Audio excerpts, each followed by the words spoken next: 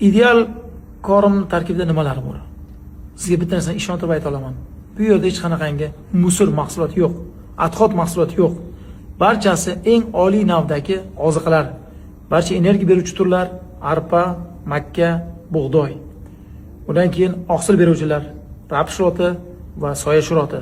Undan tashqari mineral oziqalarni eng mukammal tuzilgan mineral oziqa, chayni sodasi, tuzlar va kalsiy.